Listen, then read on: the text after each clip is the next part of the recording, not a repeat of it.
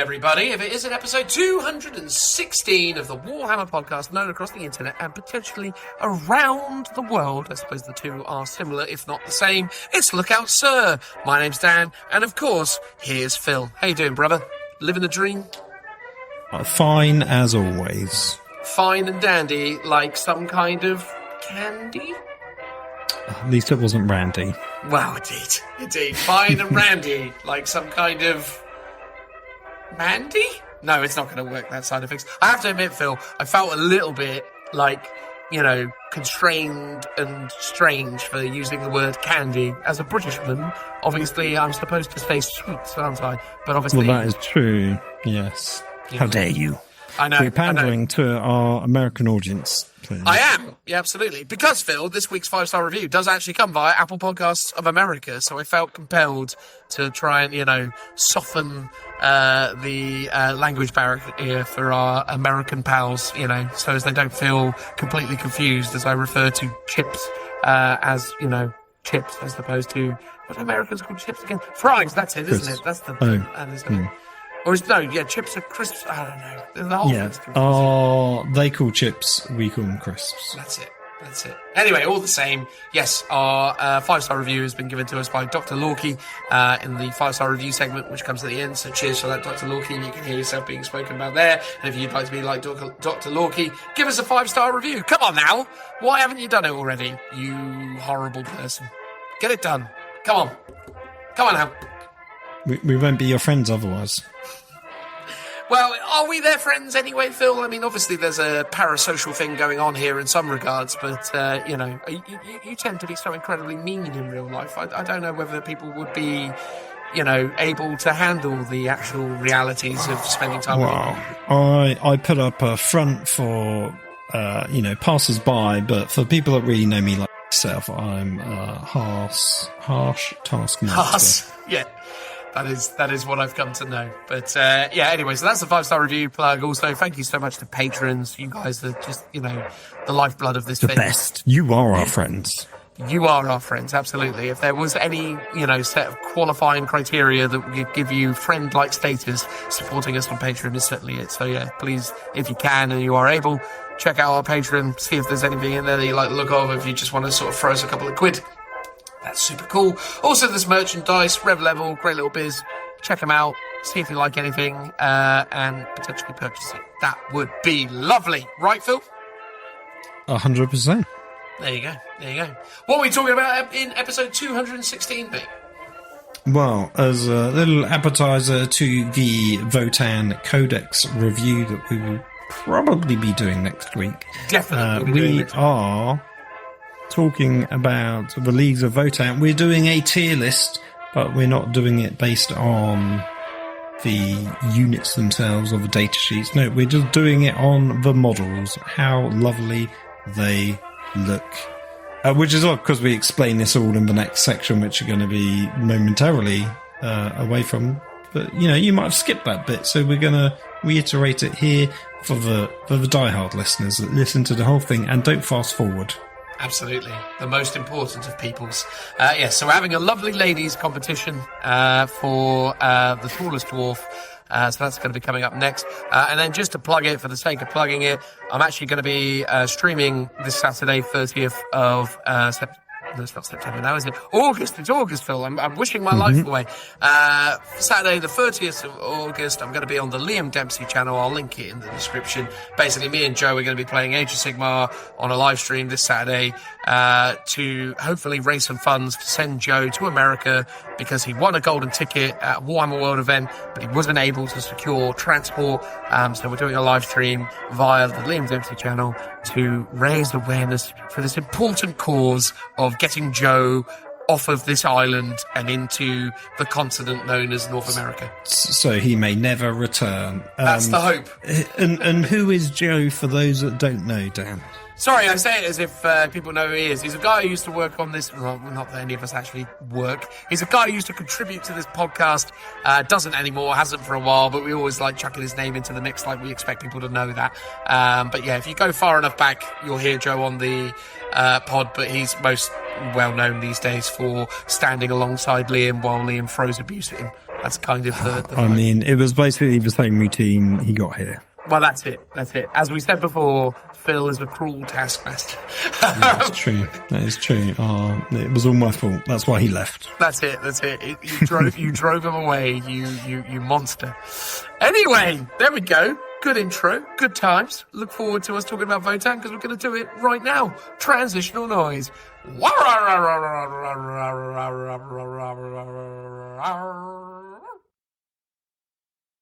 Hello all, you know this already because we will have talked about it in the intro, because presumably we would have done the intro with our faces, although maybe we don't, just to kind of keep a strange kind of continuity thing going. But regardless, for those of you watching along on the YouTubes, here we are in, visual form. How you doing, Phil? Does it feel odd to be back here with your face on the internet? I know, in new surroundings, the first look at the new shed. It looks very industrial, my friend. I like all of the... cable tidying you've done on the electrical wires, etc. Your light switch, light switch. Went for a big chunk of electric box. Yeah, giving me a sort of Ghostbusters vibe, maybe. It's a strong vibe, my friend. It's a strong vibe. I definitely think that the movie Ghostbusters is a perfectly acceptable and understandable piece of reference for your existence in the general sense. Although you're not often investigating the paranormal, I suppose, but more just your kind of little do you know, Dan, that is my other hobby that I do. That's fair. I just assumed you were just more of a kind of startup business mentality, or whatever it was that was kind of the crux of that whole thing. Well, possibly, but yeah, right. I should do a separate podcast with someone else that's all about ghosts. Sean is a massive Ghostbusters fan. Max Power, if you get him on. He's done like an incredible cosplay. Have you seen it? Do you know what? I think I have, but not for a while. But I'm sure I have seen it. Yeah. No, many a time has he adorned the Ghostbusters attire and entertained all in close proximity. He's doing it well. I mean, that is my dream cosplay. But this isn't a Ghostbusters show. This is a Warhammer show, Dan. Absolutely. And in this particular instance, we are doing the tier listing of the Votann range. So obviously the Votann Codex came out very recently. And in addition to that, a whole heap of new models came out to accompany that. So we are going to attempt to have a conversation about who is, Phil, the tallest dwarf, so to speak, because we are going to assess and review what we consider the quality of the Votann range, which, as I understand, Phil, or intimately know and understand, is, not particular favourite of yours or mine. No, so this is more of a ranking of the stuff we hate the least, I guess, in terms of what S is. S is the least bad, I think. Obviously, this is purely being judged if you've clicked on this thinking we're going to give you a competitive analysis. This is nothing to do with the rules. This is just a model range and the aesthetics and the vibes that we're going off of. Obviously, no shade is being thrown at the Warhammer team who designed it as their homogenous group that they are now. So obviously there's no one individual person's feelings getting hurt. But obviously this is all getting thrown under the bus because we, as we said, we don't particularly like the range.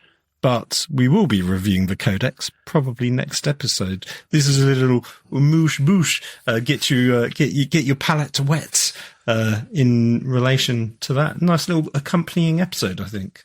Yeah, absolutely.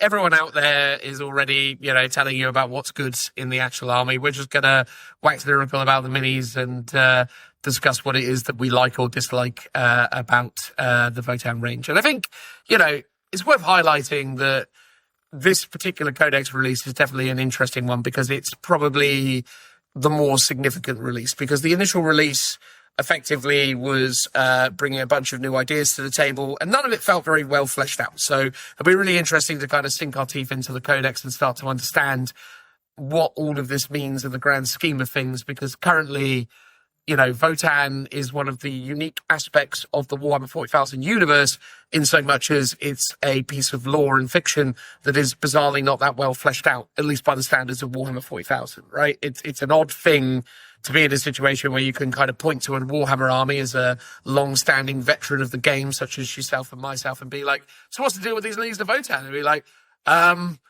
they used to be squats. They worship an AI, or they're in cahoots with an AI. I don't know. I've not really paid attention, which is odd, because I feel like when it comes to every other Warhammer 40,000 faction, I can reel off all sorts of historically significant and important events in their lineage, their histories. But when it comes to Votan, I'm quite perplexed by it, which might impact my appreciation of it, I suppose.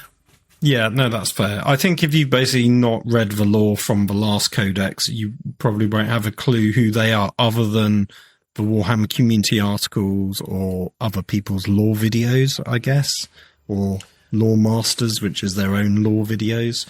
So, yeah, it hasn't got that cultural osmosis of just knowing what they are that everyone else, every other faction has benefited from, because they're a lot older. Yeah, that's the thing, right? Like, when you look at a Uthar the Destined, I don't really know what's up with Uthar the Destined, other than he is a alternate sculpt, and he has a name. Again, I think when they first came out, Votan were crazy broken, and Uthar the Destined was especially broken, so I guess they did well in that regard. But yeah, Votan have been on an interesting journey, both as a range, but also as a kind of rule set. So yeah, look forward to talking to you about that in the next episode. But for now, we're just going to get into it. So yeah, everything is relative. So when we're rating this as a range in and of itself.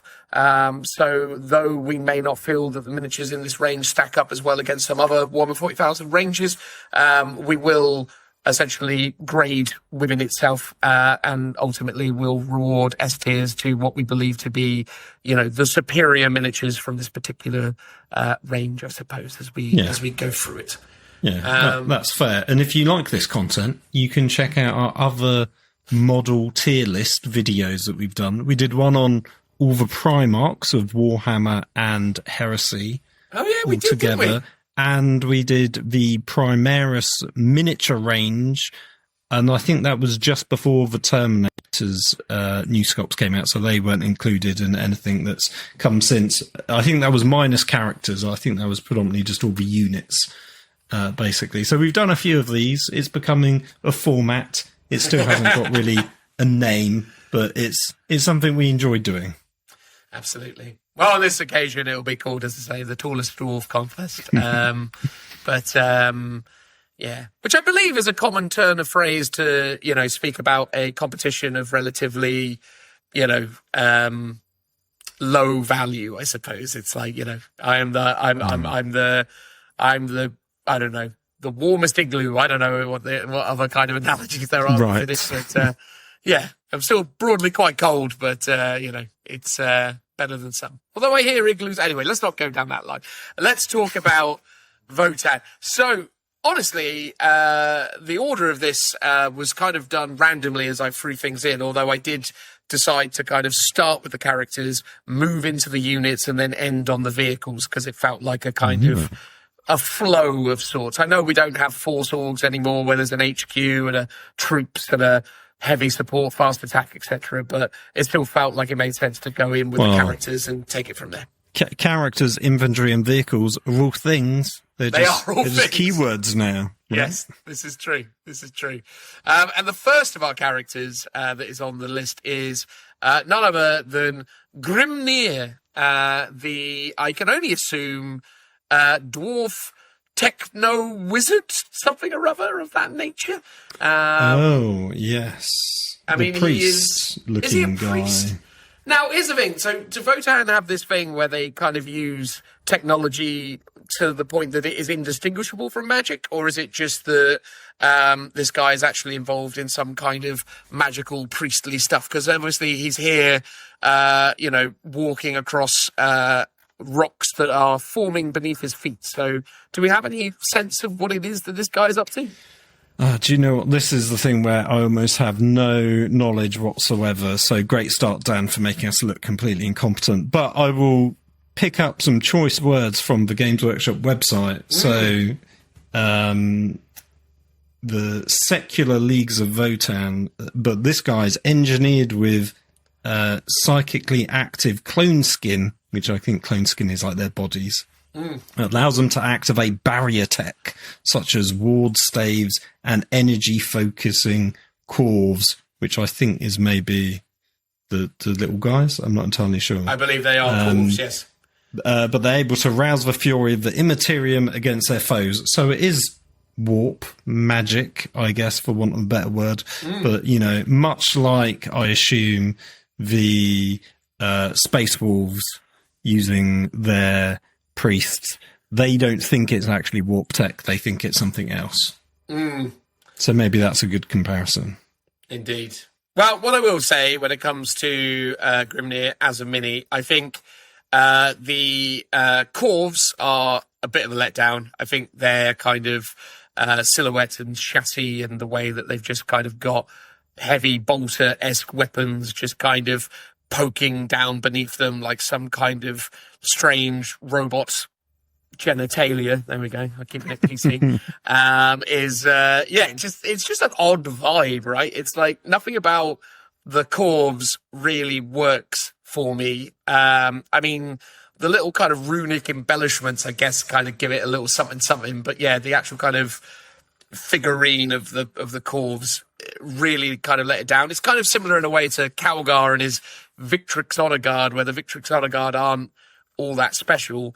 But when it comes to Grimnir himself, he's an excellent miniature, right? I think, you know, it's an odd miniature because it's a dwarf doing magic, which is kind of against the grain of dwarfism. But at the same time, it's a cool looking druidy-esque dwarf wearing a hood, carrying a staff and having a big beard and looking quite imposing. So I think Grimnir himself is really, really strong, but the Corvs are, in my opinion, relatively weak. So I think for me, I would probably put him... He's strong, but they're weak, so I'd probably put him in an A tier as an overall setting. If it was him on his own, maybe in the S's, but the whole offering, I feel like it's potentially just an A tier. What do you say to that, Phil? No, I think that's a fair sounding. I think, yeah, with the Corvs, I don't like the embellishments like on the shoulder or the like the crests, the things that go over the head, but I don't really like them on any of the characters. I agree. As the concept, I don't particularly like it. If it was... I'd sort of probably like it more if it was like their version of an Iron Halo, and that's the only times you sort of saw it to represent some kind of force field being generated. But I don't necessarily think that's the case because, as we've already made out, we're not that well read up on what the lore is. You make a good point, because I actually don't mind the sort of the floating guys if you took out the embellishments, but you make a good point that then they don't look like they're drones that have been designed from the offset to be things that fly. What they've been designed as is they're like the regular guys that they've just cut the legs off and put some boosters on. And it's like, that's basically, you've got this sort of torso of a servo thing floating around, which, you know, if that's what servo skulls were, it would be more grimdark than you could possibly imagine. But that's not what you've got. You've got specifically a customized thing designed to fly. So you could argue that they're quite poorly designed from the point of view of that isn't how you would design something that would fly. But then 40k is also completely mad and full of nonsense. So yeah, they're okay, but not great. Grimnir himself is great, but is also the least Votann model out there, and I think when it first came out, that's sort of why I didn't like it, because it's like this doesn't feel very squat-esque to me. But you are correct; it is a great model. The alternative head sculpt I absolutely hate, where he's not got the head on and he's got long hair. I mean, I'm assuming it's a guy, not an alternative sculpt to be like a Lady Votann model. I mean, I assume it's just him with long hair because it's a named character, right? Yeah. But yeah, that looks terrible. The one with the beard looks... Well, actually, he doesn't have a beard in the other one, so surely it is a different sculpt. I have no idea, mate. I think they're the same thing, but they have alternate sculpts. But maybe you can. I don't know. I mean, in the world of clone models, maybe you just get to press a button to change the gender, like in a video game. So maybe that's what's going on with with that one. There we go. Does that actually say anything about it in the? It says that you've got an alternate like sculpt thing, but it doesn't say that it becomes a completely different. Unless the title Grimnir is just a title for a particular position within the Votan society. I mean, that could well be the case, but Grimnir sort of sounds like it very much sounds like a name, doesn't it? You know, if I was going to, attribute it to anything, I'd call it a name. Because, when we look at the next guy, the Mimir Strategist, that's not a name, is it? Mimir Strategist. That's a role and occupation, but the Grimnir is Grimnir. If I look it up, would it actually have because surely named characters have the unique keyword? Quite possibly. There you go. Break out the book, Phil. Use your literature. So the Carl. Oh no, he's generic. Yeah, Carl's generic because although Carl is a name, it's Carl. Uthar the Destined is an epic hero, which I guess means named hero. Grimnir is just a character. So Grimnir. Oh, it says the Grimnir or living ancestors are privy to the wisdom of the Votan and as close to priests as the secular kin get. So Grimnir is a title. So yeah, maybe it is a female alternative sculpt. But as I've said many a times, when it comes to Chaos Dwarves, Squats, Cauldron Overlords, dwarves without beards are not dwarves at all. So I don't necessarily disagree with you. I think, I think the dwarf aesthetic is very, very cemented in kind of fantasy fiction as being squat chaps, ladies even, but with beards. I don't necessarily. I don't hate that idea. No, I don't hate that idea. Absolutely on board with it. I think that's the thing. Like old. What was the name? Gimli said in Lord of the Rings, or rather Aragorn joked about the fact that there are no dwarf women, and it was like, it's because of the beards. But I was like, fair enough. Why wouldn't they have beards? Anyway, let's slap him an A and call it a day. Grimnir has one very nice mini with a really bad alternative sculpt and a couple of really boring-looking, strange drones that don't really make any sense. But by the standards of Votan, that's pretty good. It's up there because it's not Votan in a way. Yeah, well, that's fair. That's fair. That's what's winning it points. Yeah. Well, that's it. Next along is the Mimir Strategist, which is one of the new hero miniatures. It's basically some kind of master strategy tactician chap who uses lots of artificial intelligence stuff, as well as, for some reason, a tablet to monitor the ebbs and flows of battle while standing there with his thumbs weirdly in a strange position that I still don't understand why. And he's got little arms in his belly. He's giving a speech, right? He's doing a TED talk. That's what I think. TED talk. Yeah, but I find if you're steepling your fingers, right? Like that's a steepled finger. But this, what is this? No one does that, do they? Well, maybe robots do. Evidently. While also using his little stomach arms to scribe things in a tablet. You say stomach. I would say this is the groin theme being continued because I would say it's a groin hands.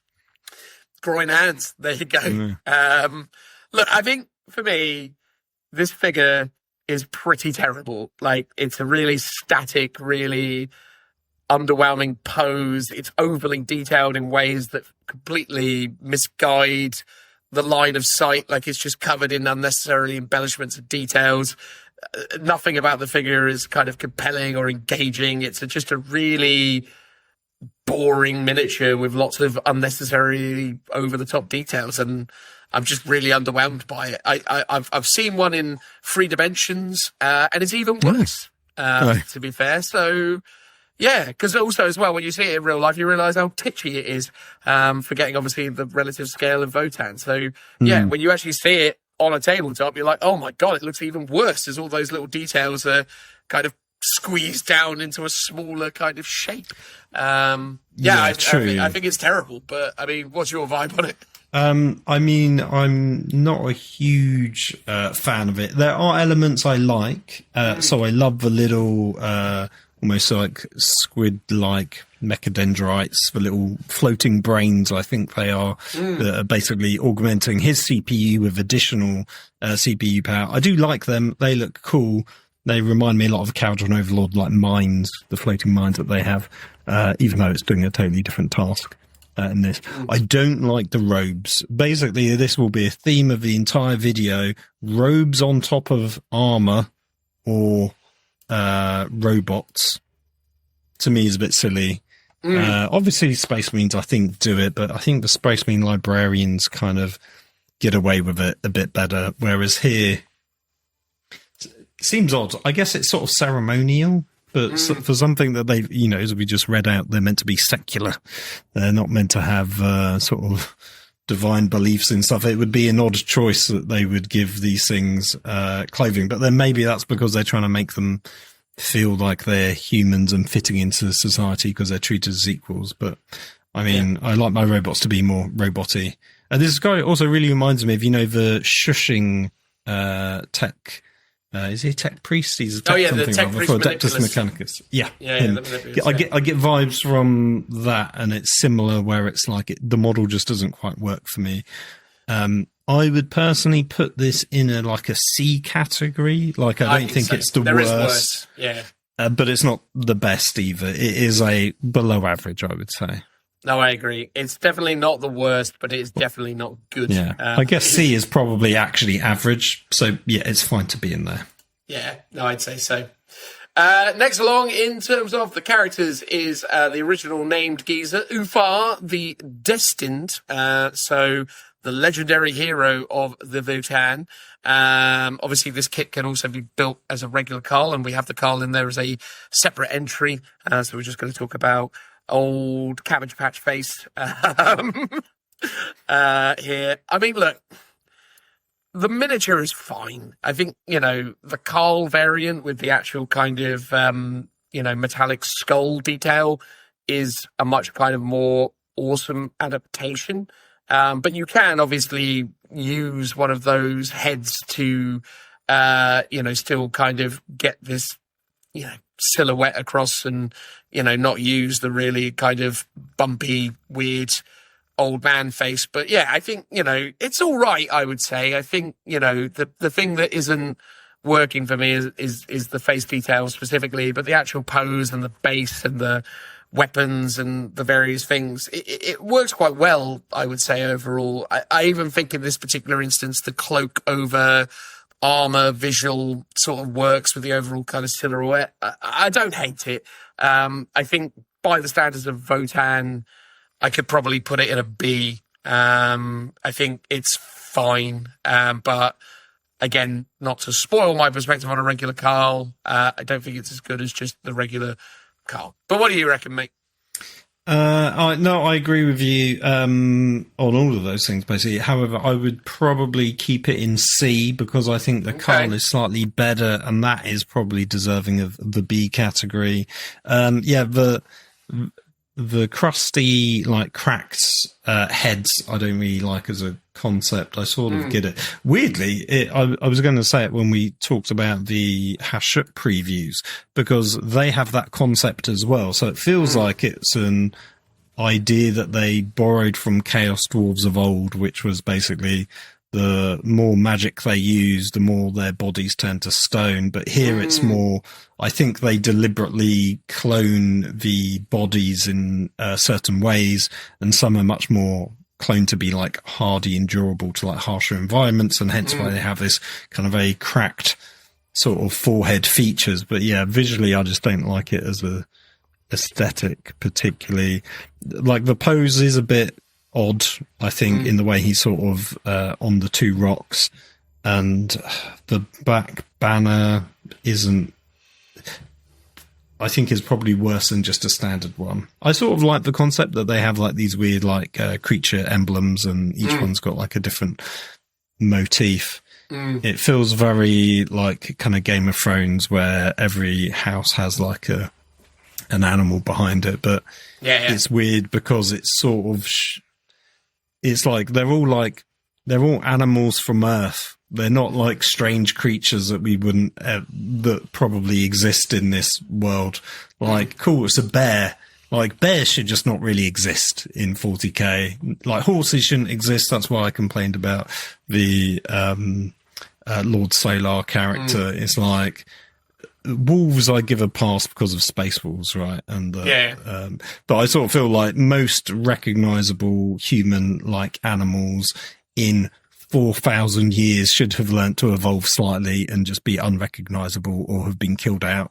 Give me weird, strange alien creatures. But I guess there's a bit of disconnect, because if they did that, you'd be like, what's that weird thing? I don't understand it. What's that meant to be? What does it symbolize? Where if they go a bear, it's like, okay, cool, it means strength and like, you know, ferocity or bravery or something. There's like an instant connection there. So it's the... they're faking it slightly, so I can give that a pass as a design concept, basically. Yeah, I think that's the thing. If they started introducing loads of mad, kind of insectile, like crazy, like new animals into the mixture, there's, again, within kind of mythology, there's so many reference points and story points to those particular creatures and what they represent, and you obviously mentioned a few of them for the bears specifically just a moment ago. So I think that's the thing. I would allow them that concession. What I will say though is, if we're putting this chap into the seed here, he is now sitting alongside the weird robot geezer, and I do think he's better than that, and that's why I kind of felt like he should probably reside in the B area. But I mean, again, well, but then here's the thing: the Carl, I don't think is the generic one. I don't think is A personally. Ooh, okay, well there we go. I mean, maybe I'm quite harsh, and most things will be hard to get into an A tier. But if I think if we're judging it by the standards of Votan, it feels like this guy's more of a B than a C. Yeah, because we put Grimnir in A, right? So we put Grimnir in A, yeah. I'll make it a concession, Dan. We'll make it a concession. We'll see how we go, because the next one is Buri, Borai, Egon. I have no idea how you pronounce it. It's the new geezer that got eaten by Tyranids and got better. Yeah, hold on. Let me see if I can find it and pronounce it. Yeah, go on, give it a go, mate. Probably not. Buri Agnesson, maybe. Yeah, we'll go with Agnesson, fine. Yeah. Long story short, Agnesson. The geezer that got eaten by Tyranids and decided to go around murdering them as a result. A really cool mini at the end of the day. Really expanded upon the concept of the Carl and added in just a lot of really nice embellishments just to give it a number of really cool bits of design.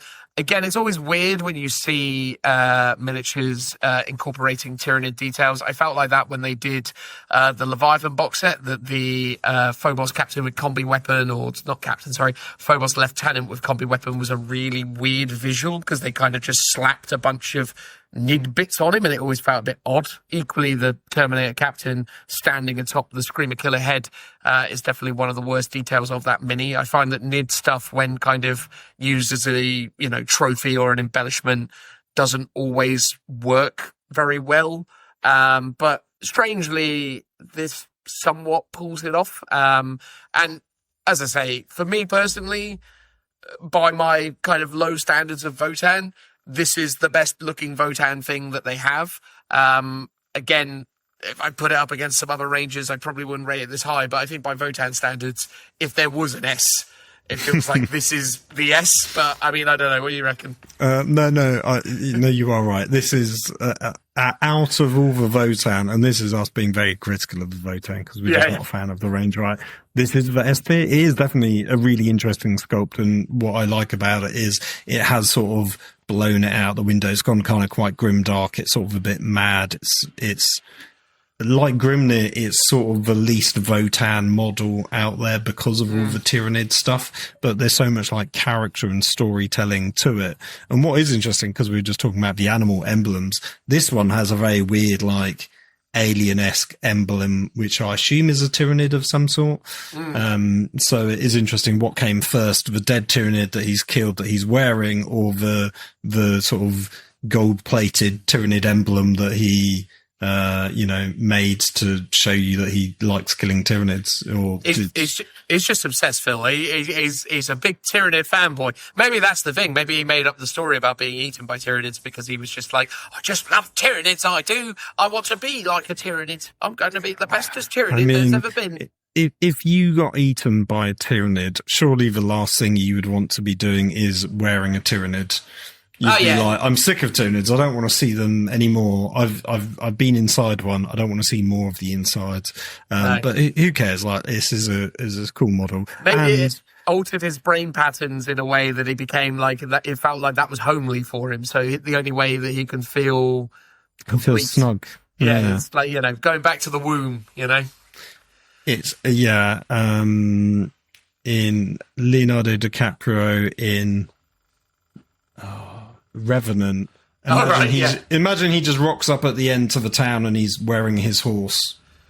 Or more specifically, wearing the bear, I suppose. Or maybe, the bear. Yeah. That bear had a fun time with him.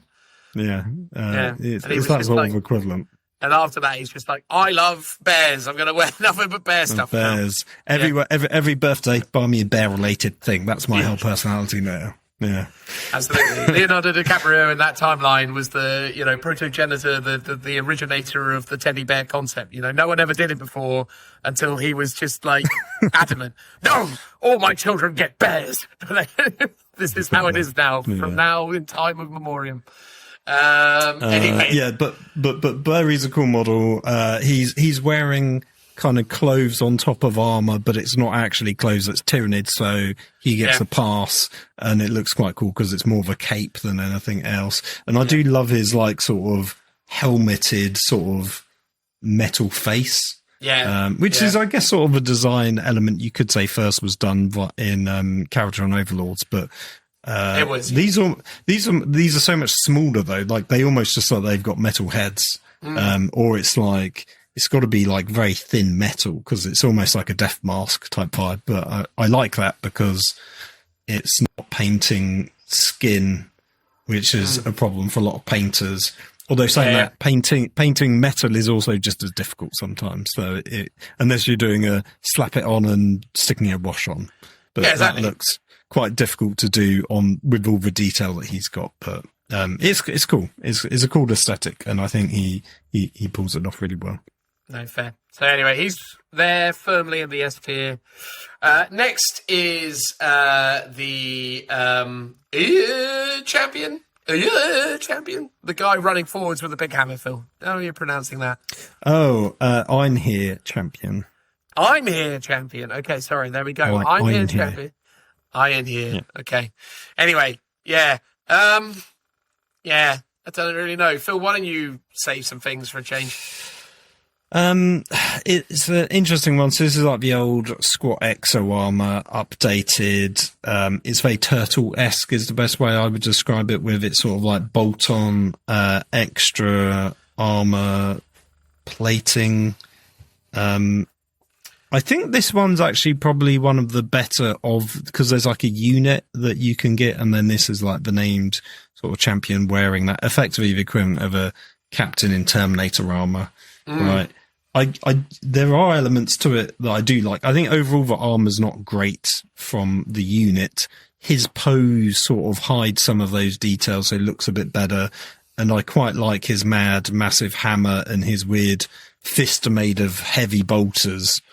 So those two elements I think are really strong.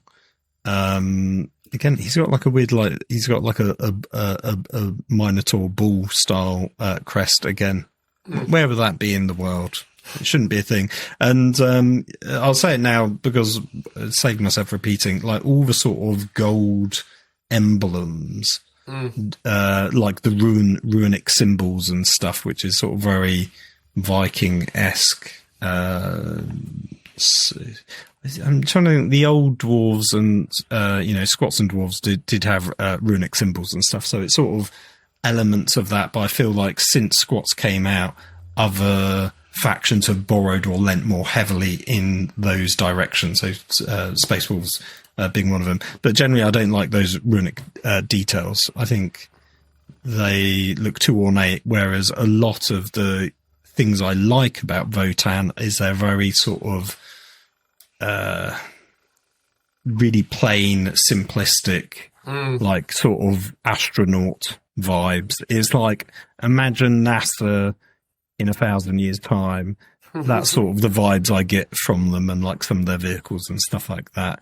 And that sort of utilitarian simplicity is what I'm more drawn towards out of the sort of, rather than the slightly more ornate detail. So I would probably put this up there with, where did we put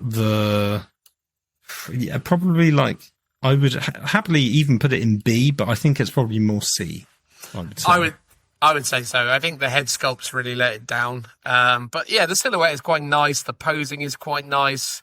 Again, it's a bit much in terms of, they've obviously added all these kind of big elements to it, like the big kind of power generators and things. And yeah, I think overall, the dynamic nature of the posing elevates it. But yeah, the face sculpts are really, really not great. They've got massive eyebrows. Well, one does. The alternate one has no eyebrows. He's got more. Oh, right. Yeah, that's true. He's got, well, his eyebrows are a crusty monobrow of craps, basically. The guy with the eyebrows has taken all the eyebrows, and the one without eyebrows is obviously left wanting. But, yeah, and again, the one without the eyebrows, at least in this one, they've obviously modelled in with the axe as well, and the axe is way less imposing and awesome than the hammer. The hammer at least kind of gives a bit of a kind of bulky presence to it. Yeah, for sure. I don't know. It's not. My problem is I really don't like this mini, but at the same time, by Votann standards, I probably agree with you. It probably goes in the B because the posing kind of gives it a little something, I suppose. I think so. Yeah. Yeah. All right, fine. Put him in the B, I reckon, for now.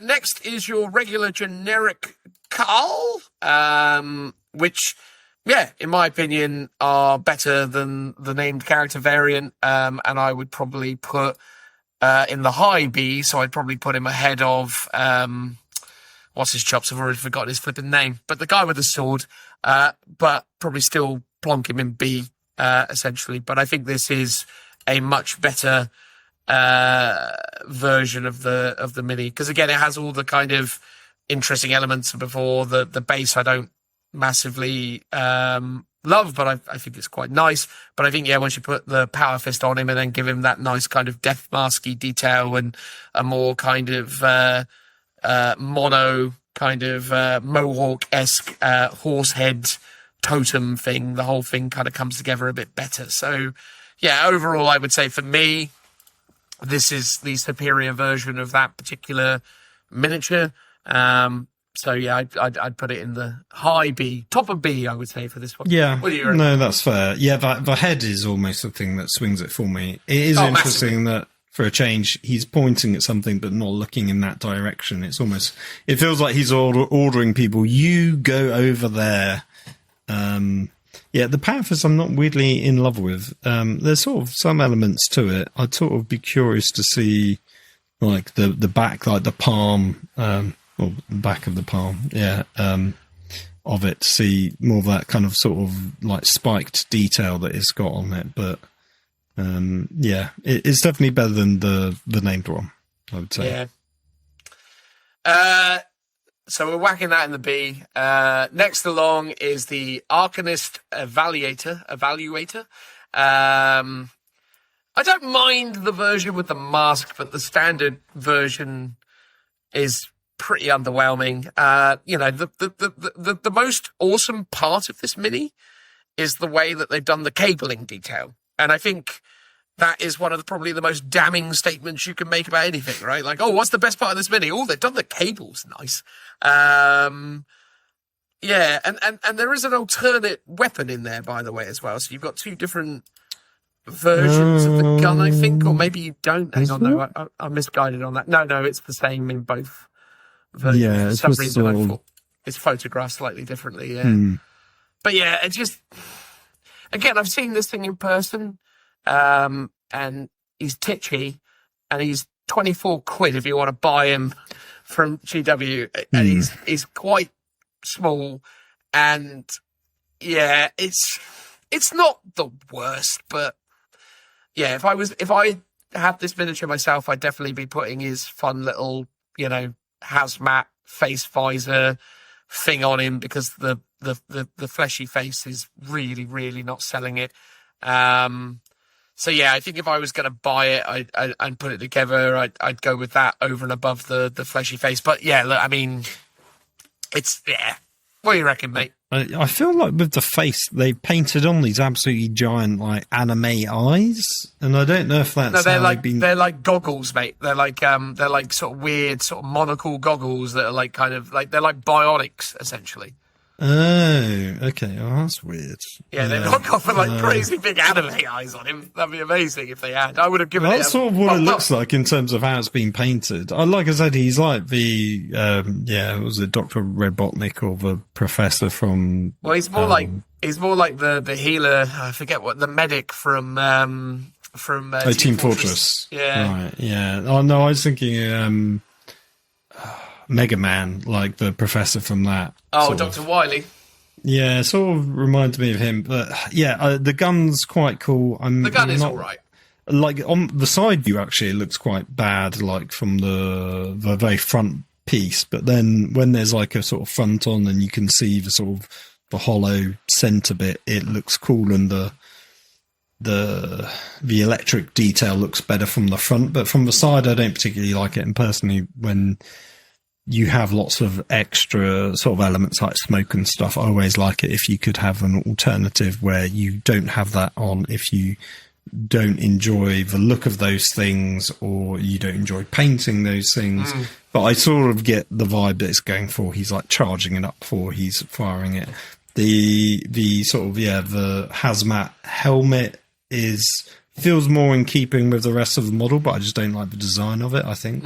And as you said, that kind of NASA-style cabling is fantastic. So yeah, that's like the best feature of it, and that's probably why I'd put it in C.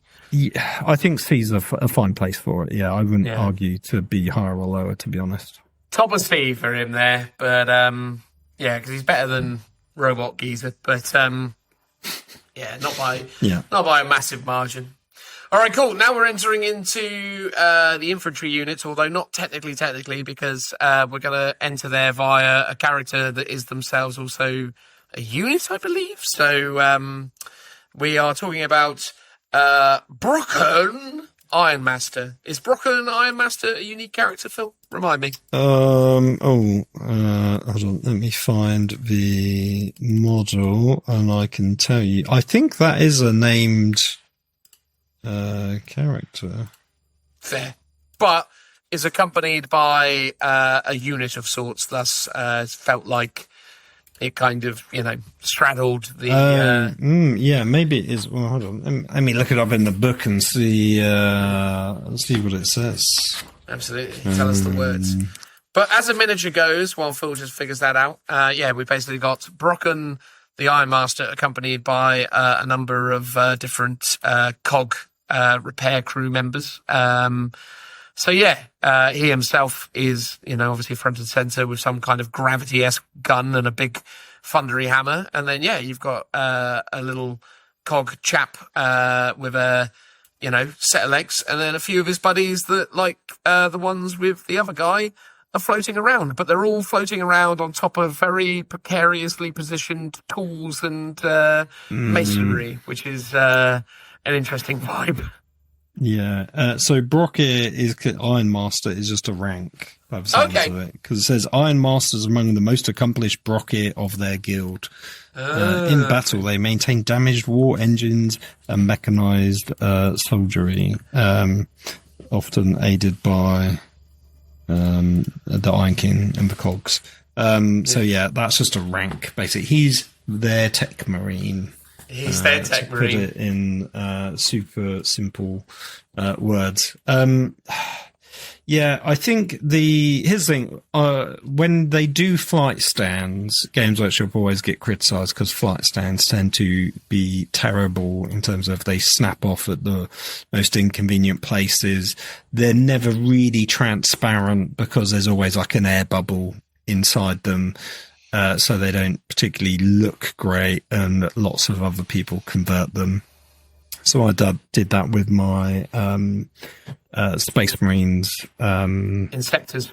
Inceptors. I was trying to think of the word. Thank you very much. Yeah, no, it's fine. Basically, I had some like rubble behind them, like some columns from the terrain kits, and converted them up. But I sort of positioned them in such a way where it didn't look like they were directly stood on them. And it was because they were leaning backwards, and they sort of went behind the model, and they sort of pinned them on the back rather than like at the bottom of the foot. And I feel like when Games Workshop does it, they just do almost like the bare minimum. They're like, let's find the most lowest piece of the model, and we attach that to the highest piece of the terrain that we're trying to attach it to. And it just looks terrible for the most part, or it just looks like your Space Marines are like stepping on rocks and stones as opposed to actually flying. It doesn't give you that sense of movement. So props to Games Workshop for trying their best. I think these ones are pretty terrible examples of flight stands. I think I would rather they were just like plain black rod.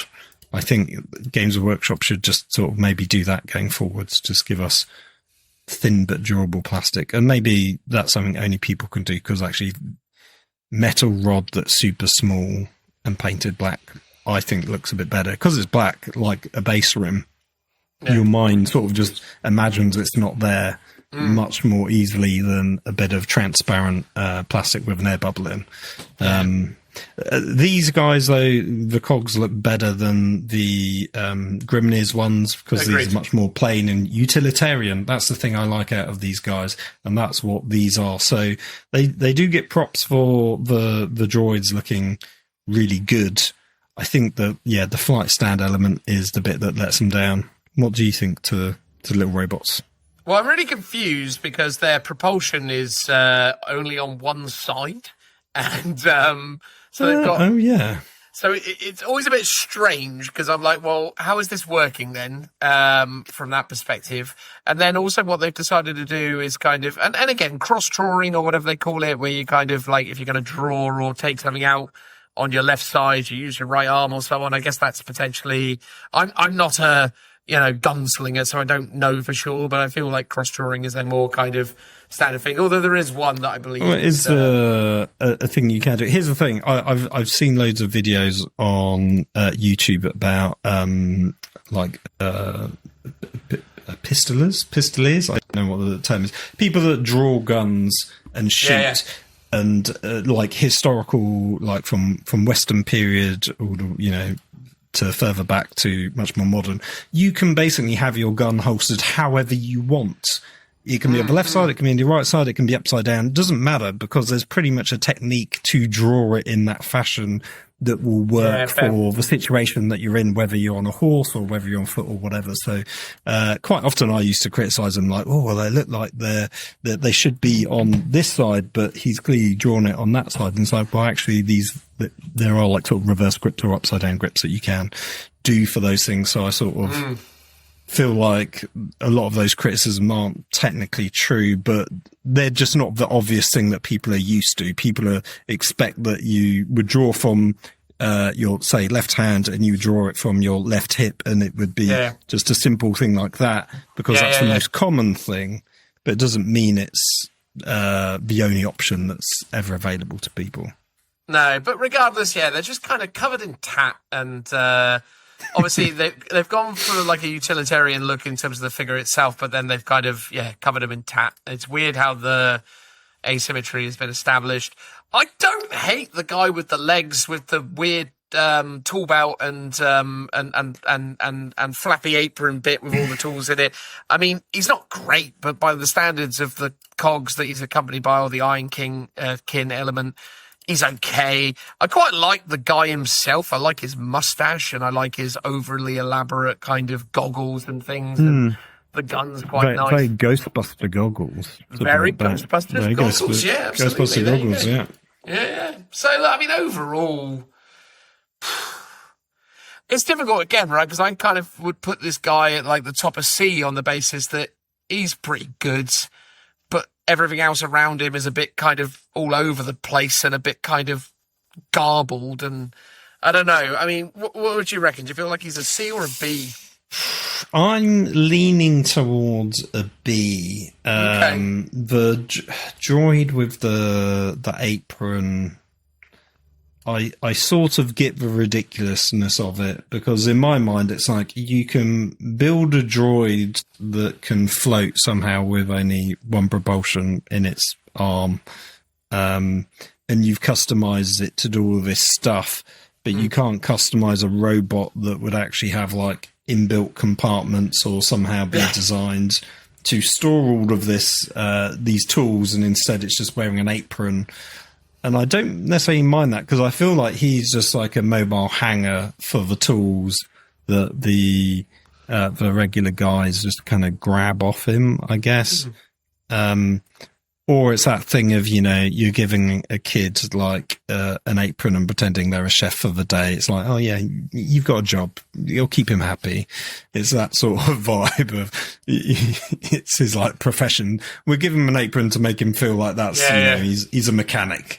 He can fit in, even though I guess it's that idea of this is maybe just a regular Ironkin, and not like customized anyway. So it does sort of make sense. It's a bit silly, but it's fine. The main guy's got elements I like. The goggles and head, great. The hammer, pretty cool, although it feels a bit short considering how big the sort of hammerhead is.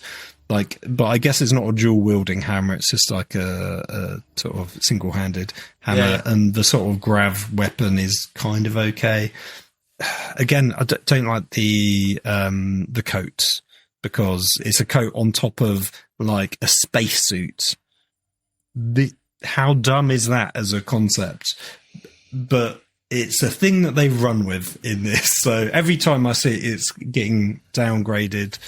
But sort of weirdly, despite all of that, I feel like it belongs in B for some reason. Yeah, no, there's something about it that makes it not completely terrible. I think the floating robots are my favourite out of the lot. As a deep cut, they really remind me of the World War II Daleks. They did because they're painted in that kind of military grey. Yeah. And I think it was serving tea because it was like on the side of Britain. Correct, and like reprogrammed or something. That's the vibe I'm getting. So yeah, I like those little guys basically. Now here's the question though: are they better or worse than the I'm Here champion?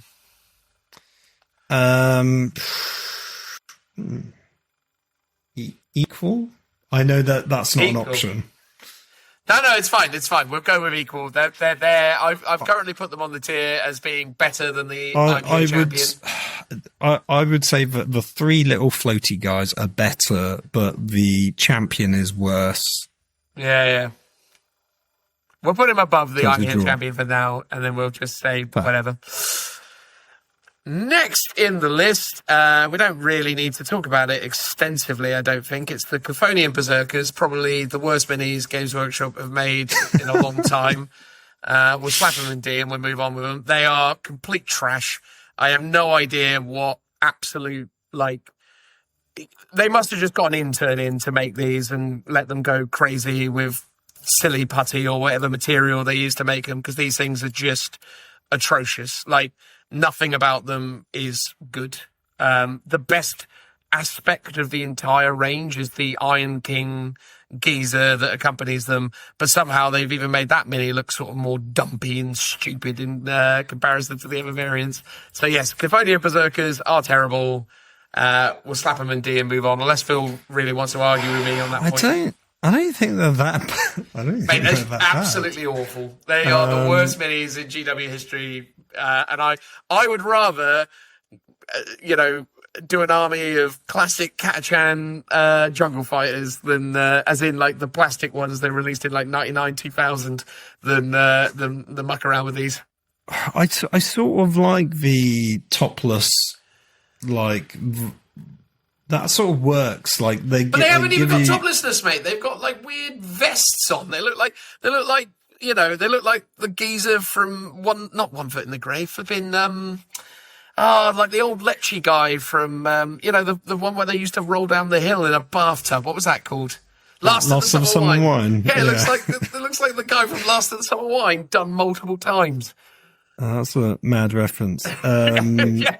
But tell me it's not true. It makes me, honestly feels more like the wrong trousers from Wallace and Gromit. The trousers that they're actually wearing, because they're like this big thing that you just sort of sit in. The big fist guy, I actually quite like. It's sort of a bit mad. He's one of the worst ones. What are you talking about? I like the jumbo fists, though. Like,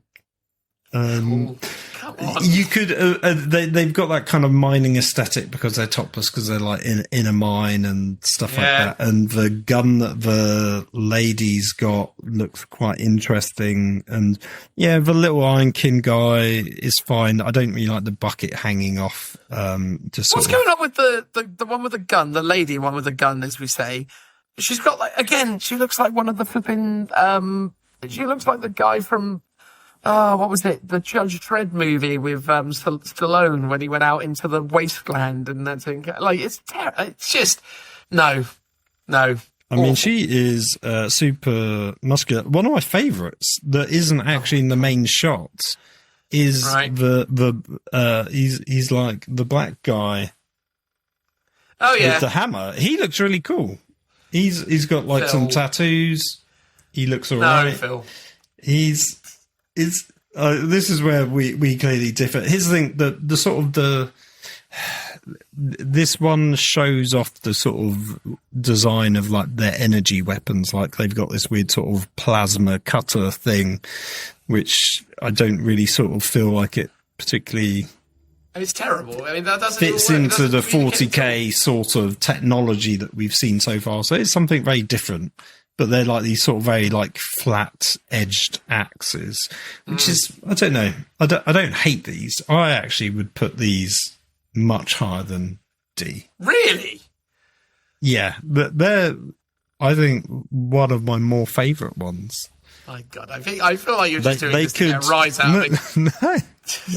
I could easily put them in B. I would happily have them in C. How would you put them in B? Oh, I don't think they're deserving of D. I think that's a bit too harsh.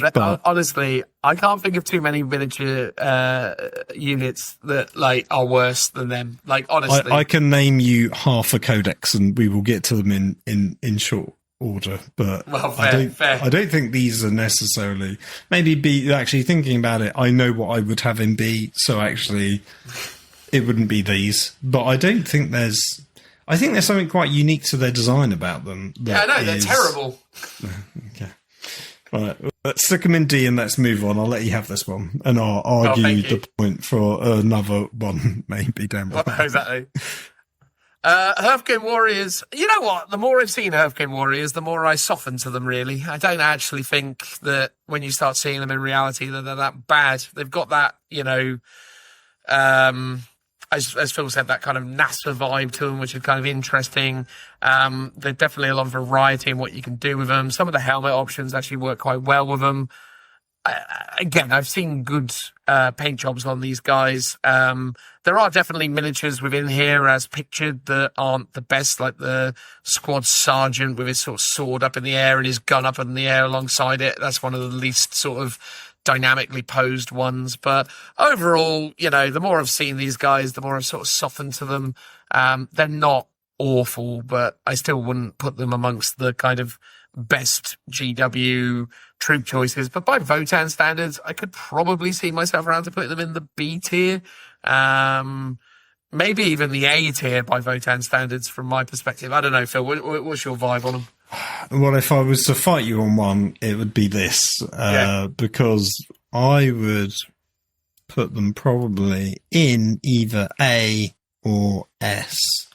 They are the quintessential Votan, but they're actually one of my favourites. And I can't remember how much I disliked them when I first saw them, but I don't think I disliked them that much. I think there's a lot of elements to like with them. I sort of like their overall sort of that kind of NASA spacesuit vibe that they have.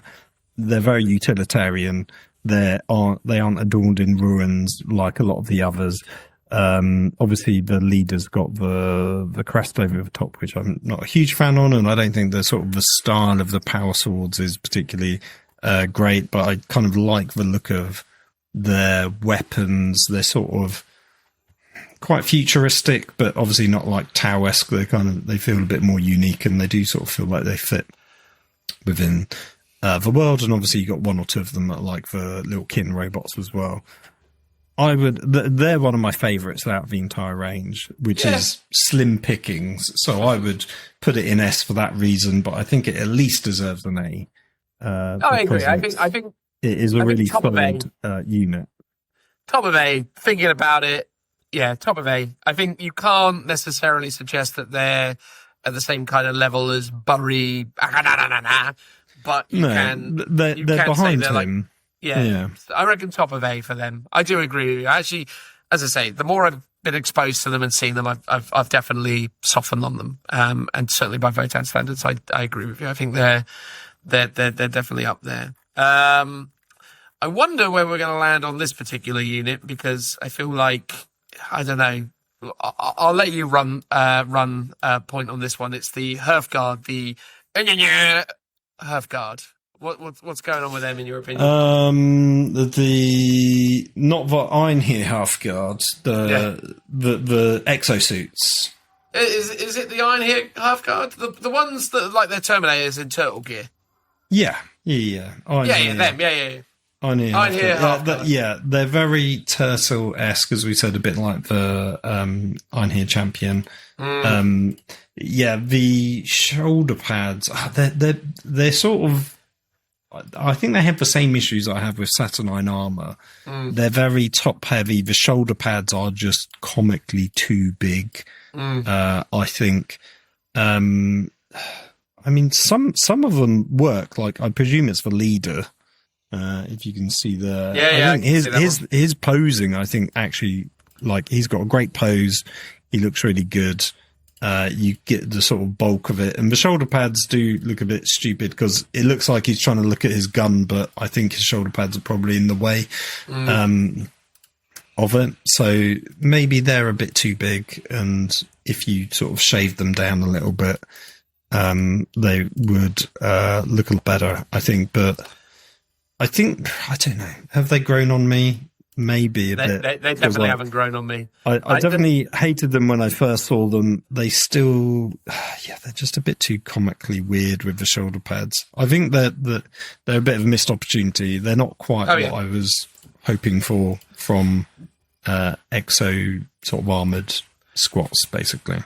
Yeah, I totally agree. Like, the kind of weird sort of like slender sort of physique of the torso and legs combined with the overly unnecessarily bulky shoulders is weird. I don't understand who in their right mind felt like they also needed to add the addition of a shoulder mounted weapon. That's the bit where I was like, what are you doing? For like maybe one of them, but for all of them it looks a bit odd. And I sort of feel like, even though it was maybe odd, the sort of too big sort of like cylinder pistons that were on the champion, which I think is some kind of speed boost that he gets, would probably look better on the regular guys as well if that was like an option. It just gives me vibes of the shoulder mounted cannons of just Custodian Terminators. Like, oh cool, we give them like a grenade launcher plus a gun plus a close combat weapon that's sort of built into the I would probably put these in D. I'm inclined to agree with you. I think they are pretty solidly, I mean, I might put them bottom of C, but I think D is probably where they belong. They're a real I think the thing is that, like, without wanting to sound ridiculous, the thing that's weirdest about them to me is just the the fact that they represent such a missed opportunity, in my opinion. Like, I think they could have been something really, really special, and they ended up being something really underwhelming, and I think that's a real shame, because they could have been cool. As it is. I think they're not utilitarian enough. They've embellished them with these runic details too much, I think, which personally I'm not a fan of. And the overall sort of shape and silhouette is a bit odd. They look like they'd be quite tall as well. But they're not really, like, not massively much bigger than the regular ones in that sense. Yeah, they're an oddity. Cool. Next along is the Ironkin Steeljacks. This is the I don't get it unit of the army. So I'm going to, just to be sure, I'm going to read the word. So Ironkin Steeljacks are natural. Bloody hell. Gifted by the Votan with innate martial talents. They can anchor entire battle lines, shrug off enemy firepower that would fell lesser kin. When on the offensive, they unleash okay, fine, whatever. Such squad smash, blah, blah, blah. Okay, fine. So they haven't really kind of explained what the deal is here. I don't understand why they went, cool, let's make tall, kind of like Space Marine-esque Votan things. It's so weird. I actually really like the aesthetic of this unit, and I think, genuinely, if they gave us an army of these kind of robot men, almost in the kind of visage of the, what was the name of the race, the metal men race or whatever it was? Men of Iron. Men of Iron. This has kind of got a bit of that sort of Men of Iron vibe to it. For sure. And I quite like the Men of Iron vibe. It's almost like, you look at this and you go, why don't you just give us a Men of Iron army? Like, this actually works quite well, but it doesn't make any sense to me that it exists. Like, it's super random. I don't get it. I don't know. I can tell you what. So today my codex arrived. I was having a flick through, some great artwork in it, and I came across these guys and I was like, I'm going to read the sort of half-page bit of sort of lore about them. Yeah. And I came away none the wiser, other than the Votan get really excited when they start producing fancy armor and weapons, because that means the Steeljacks are coming and they're quite rare. And I was like, okay, cool, but why are they so much bigger than all the others? Doesn't say. Yeah. What do they do? They're just kind of a bit more elite combat units. Okay, right. But I came away basically more perplexed, basically. The idea of an army of robots would be fantastic. I think, in a way, the problem I have with these guys is their robots don't look like robots. They're sort of designed almost to, it feels like they're designed to hide within the race and look identical to the Votan, which sort of makes sense from a sort of outsider perspective in terms of how much humans hate AI and stuff like that. Yeah. So then why they have these giant ones, it's an odd, to me, it's basically do one or the other, have all the robots this size, which would make a logical sense, because then you go, okay, cool, the robots are designed to be bigger and taller and faster than the regular guys, because the regular guys are just short little dudes. That then makes sense that they're making up for their shortfall with these robots. But instead, you've got a mixture now of the standard size robots that are all just designed to fit in with the, regular Votan society. And that makes perfect sense, because to me, Space Marines are a bit silly, because it means either they can't fit in any door in the Imperium, or every door is massive to cater for one day the 1 in a million chance a Space Marine might visit their house or temple or whatever. It's like, so actually having all the Votan the same size as the kin same size as Votan makes sense from sort of world building perspective, but then to have these extra large guys sort of just, I sort of like elements to them, but I sort of don't like them at the same time. And as you said, it's just a bit like weird inconsistency. And again, I read the Steeljack bit just then, just to try and kind of contextualize what you also just, perfectly stated, which is the fact that, these guys make no sense. They've done nothing really to flesh them out in the world, but that's not what we're talking about. We're talking about the minis. I think the minis are all right. They make no sense within the Votan range, but I think for me, I would potentially put them in the B tier. I genuinely think that even though they don't make sense within the Votan range, I think there's some of the stronger miniatures that they have. I don't think they're quite at the A grade because there's a number of reasons for that, but I think they're a pretty solid B as a miniature range. Like, they look cool. If I had an opportunity to expand and get an army that sort of looked more and more like this, I'd be much more interested in it than I am in an army filled with things like Cthonian Berserkers. But, I don't know. Where do you want to put it, mate? I will yield to your thoughts on this.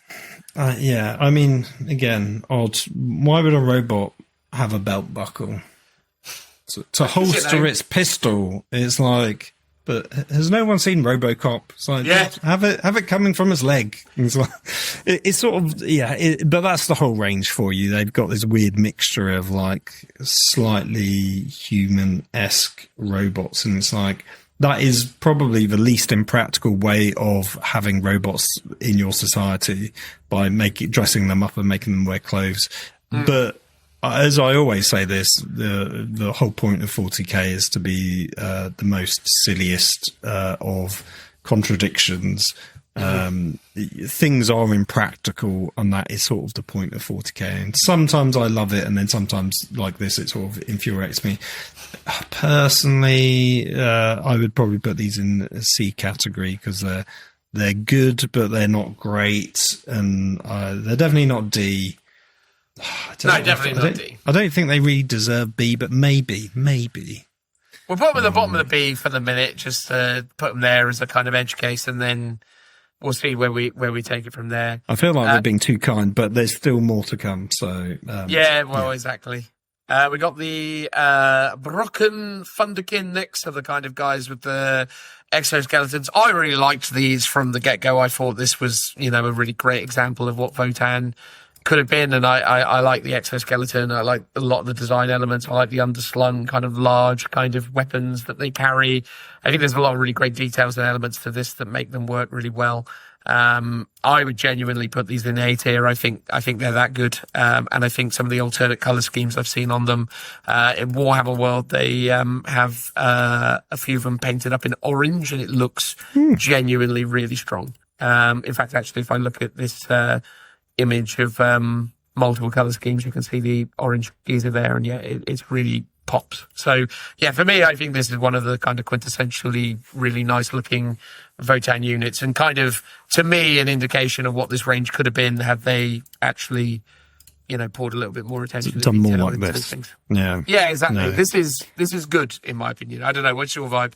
They've got Ghostbuster goggles, brilliant. Check. Yep. Clearly, someone that watched Elysium, great. The exosuit's very cool. Honestly, I really like these. The only thing I think could be improved is the weird sort of foot plate that they're just sort of stood on. I sort of feel like that should be a bit more like enclosed or something, because there's nothing holding those feet down. So how are they actually sort of controlling the movement? It feels like their feet should be magnets, more like locked in. Magnets.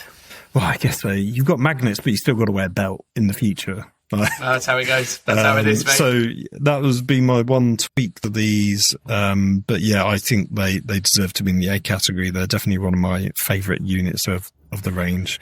And as you say, maybe if they sort of lent more into this aesthetic, like for other things, like a sort of a combat version, like became the exosuits, maybe. The Ironkin, the ones with the turtle shells. If they were more like this, they would be great, I think. Oh, yeah, absolutely.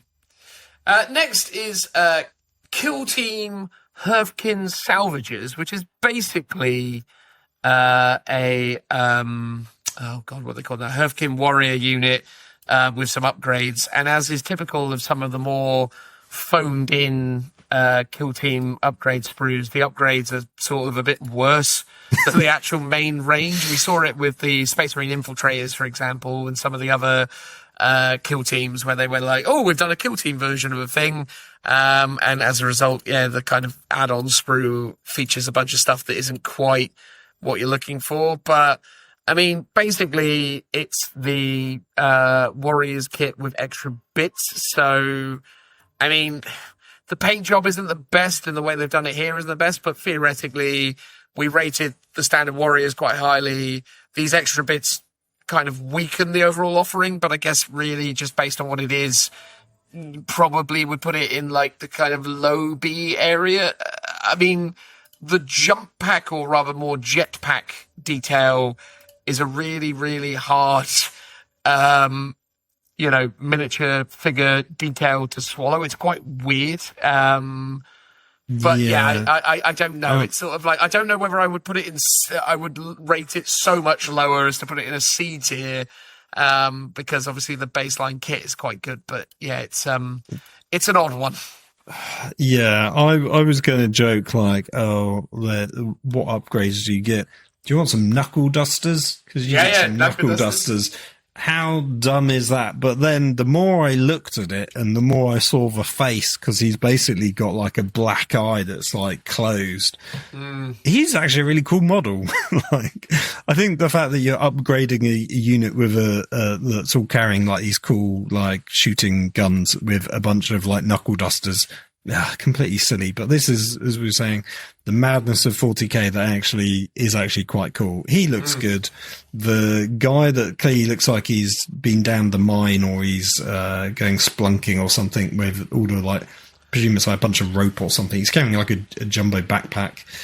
He looks quite cool. Sort of the weird cannon thing's okay. Yeah. The jump pack I don't really like, and it just doesn't make. It feels like it makes the unit worse because it doesn't fit in. If it was a unit of the jump packs, I think you could at least go, well, that's got some utility. It sort of makes sense. Having one guy with a jump pack in a unit of everyone else on foot just seems a bit weird. It's a bit hard. I'm sort of a bit torn. I sort of feel like it deserves a downgrade to C, because I don't think those upgrades are particularly great. Like the grenade launcher guy, I don't think is particularly cool. But like I said, the punchy guy and the guy with the tash and the little beret on, I think he's quite cool. But I mean, 2 out of, I guess, probably like 8 upgrade. Yeah, I don't know. It can be low B if you want to shove them in C. We'll go low B with them. We'll go low B. Next is another kill team. So kill team Hearthkyn Jaegers, yeah. Jaegers, yeah, there we go. Yeah. I mean, it's got some nice-ish bits, I guess, but I mean, yeah, it's a lot of trench coat wearing chaps in with armor, and yeah, I'm not. So there's a guy with an axe and like a pistol, but then he's got like a face full of goggles that's staring at the ground. It just like, this makes sense. He's actually one of the kind of standout minis in this selection, though, in my opinion. I actually think he's one of the stronger ones. I think. I mean, maybe it's just it's a bit bonkers. I mean, for me, I'd probably just slap these guys at the bottom of C and call it a day. But I don't know. What's your vibe on it? Yeah, I mean, the jackets on top of spacesuits just bothers me, and despite me saying 40k is full of nonsense, this is nonsense I cannot stand for. So. It's just unbearable. It's the design aesthetic just isn't great, and unfortunately they've lent into it for like half the army. So it's definitely. What did you say? Did you say D or C? I put it at the bottom of C. I think that's being generous, but okay. I would put it at top of D probably. Top of D, fine. Down it goes. Next is the Cthonian Earthshakers, artillery team. We talked about this before. Basically, my perspective on it is this. The guns are cool. The crew is terrible because it's Cthonian Berserkers. What do you reckon? Yeah, I sort of agree. Like, I do like the guns. The guys... I mean, it doesn't even make any sense Why do Cthonian Berserkers operate the 'Cause artillery they're teams? doing They're strong, I guess. because they're used to like mining. I guess that's my. I don't even know if that's what they do, but in my head canon, that's what the Cthonian Berserkers are. They look like they're dudes down a mine. So these guys are also mining with explosive charges. The little tokens I despise. I don't like the look of them. The guns are cool. They're very in keeping with the original mole mortars that you got from the squat range in back of the day, as people say. I don't mind them. I think these are like sort of C category. They're good. They're not great. Weirdly, I think the Berserker models actually look a bit better in terms of like their armor because they're carrying sensible gear. I mean, why one of them's got an axe when he's meant to be like loading, who knows? But I guess he's the guy keeping a watch out for anyone coming close to them. Yeah. But the fact that they're sort of topless or armless, sleeveless, I guess, sort of makes sense from like a crew point of view. It reminds me of, if you're in like a submarine manning the torpedo tubes is the sort of vibe I get, like hot, sweaty environments, taking your top off, but you're just like, loading stuff into tubes, and that's what these guys are doing. So, it works. Bottom of C. Fine. There we go. Done. Right. Another one that's going to be really easy to do because we're both pretty much aligned on this one. The Hearthkyn Pioneers, the bike squad. Phil, where you want it?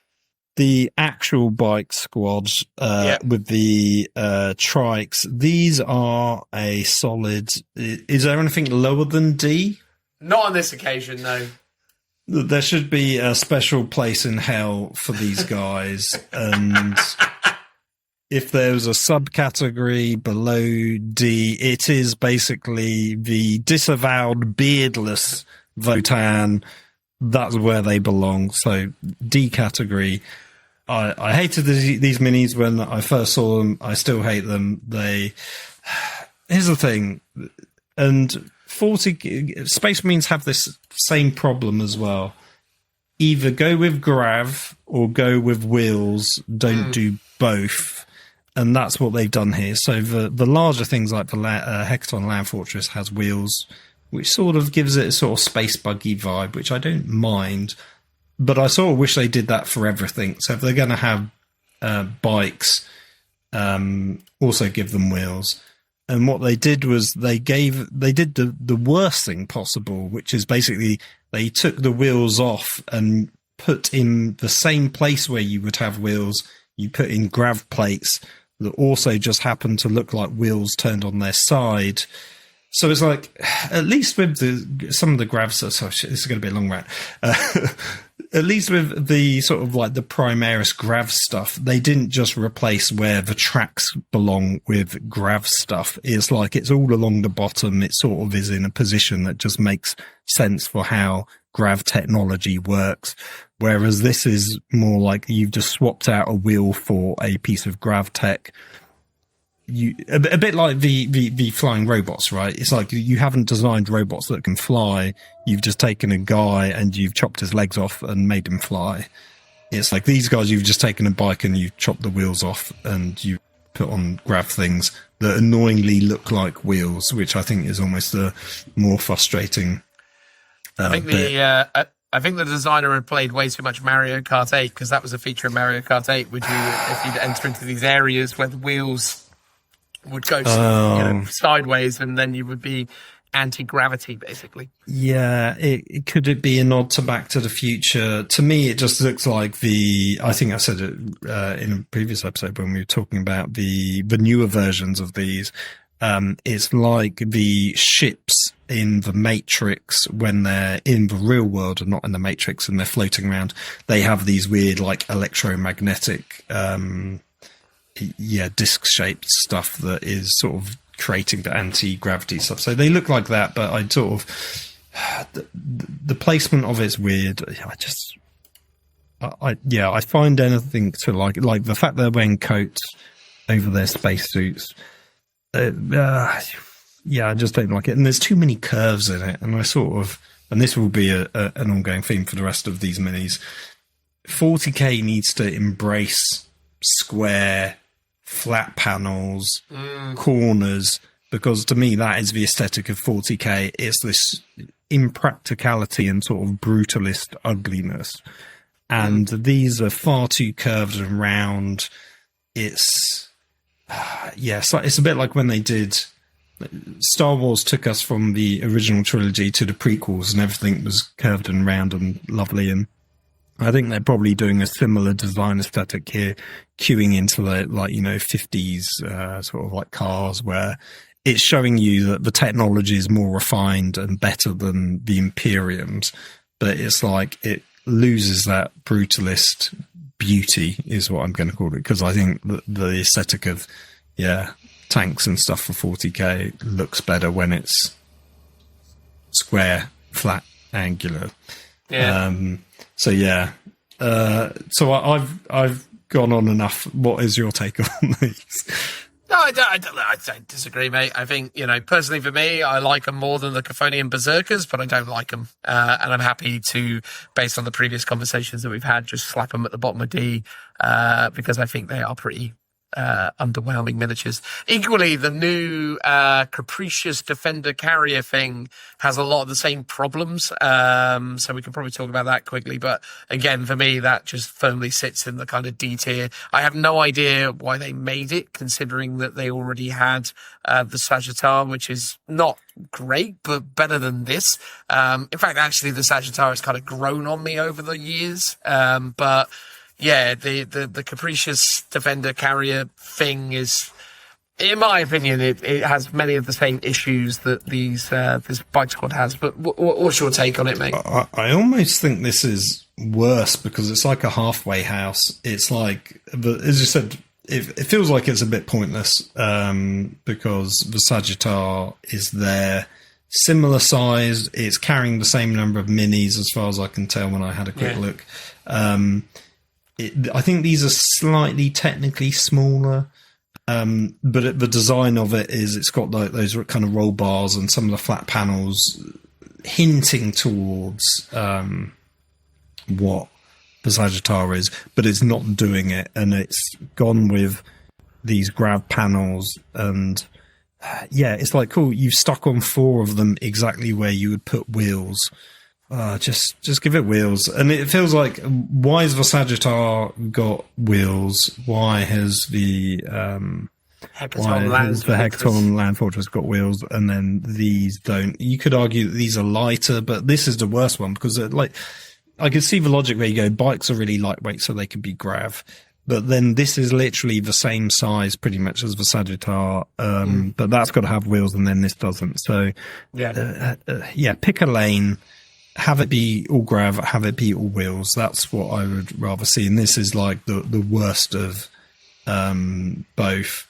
Like the sort of almost like the dome kind of cockpit-esque bit. I could see potential in it if you sort of took those roll bars off, and it almost reminds me of the old school Sentinel, like the super old metal one, like that kind of rounded element to it. I could see some potential for a kit bash, but not as what it is. Are